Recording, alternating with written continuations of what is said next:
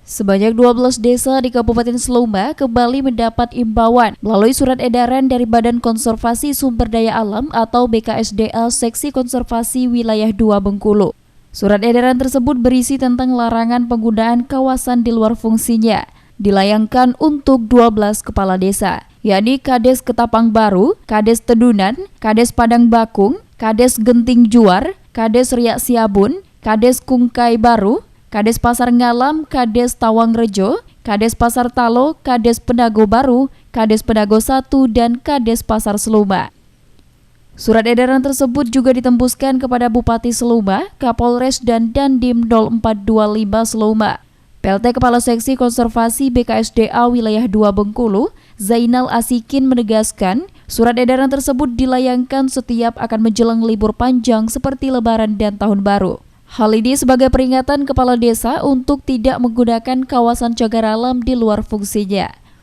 Berdasarkan Undang-Undang Republik Indonesia Nomor 5 Tahun 1990 tentang Konservasi Sumber Daya Alam Hayati dan Ekosistemnya JOPP Nomor 28 Tahun 2011 tentang pengelolaan kawasan suaka alam dan kawasan pelestarian alam. Pada pasal 1 tersebut menyatakan bahwa cagar alam adalah kawasan suaka alam yang karena keadaan alamnya mempunyai kekhasan, keunikan jenis tumbuhan dan atau keanekaragaman tumbuhan, beserta gejala alam dan ekosistemnya yang memerlukan upaya perlindungan dan pelestarian agar keberadaan dan perkembangannya dapat berlangsung secara alami.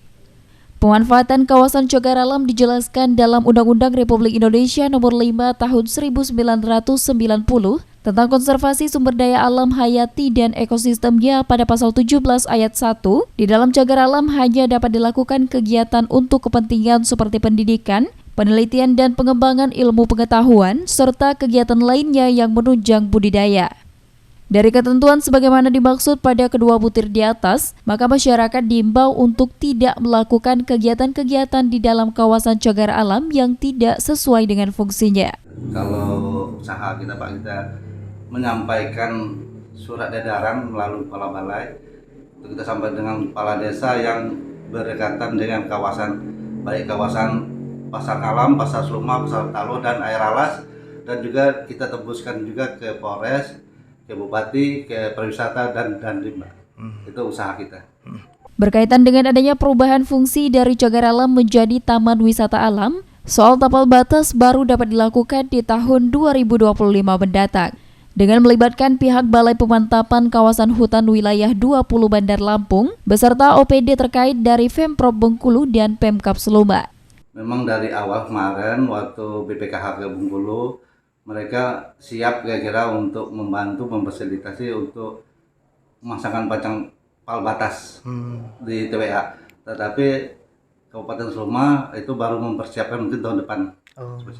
Siap. Sementara itu, para kades yang berada di wilayah pesisir barat Seluma menilai dengan turunnya status cagar alam tersebut menjadi TWA berdasarkan SK Menteri LHK nomor 533 tahun 2023 harus cepatnya dipertegas dengan adanya tapal batas. Sehingga untuk saat ini kawasan cagar alam dan TWA belum diketahui masyarakat letak batasnya untuk dimanfaatkan desa sebagai objek wisata.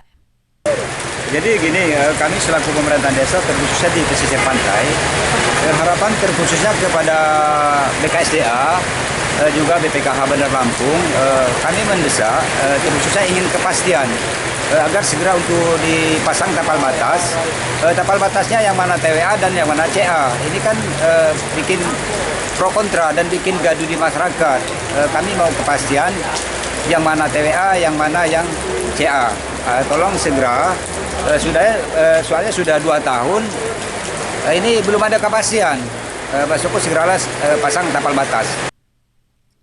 Haryadiono, RBTV melaporkan.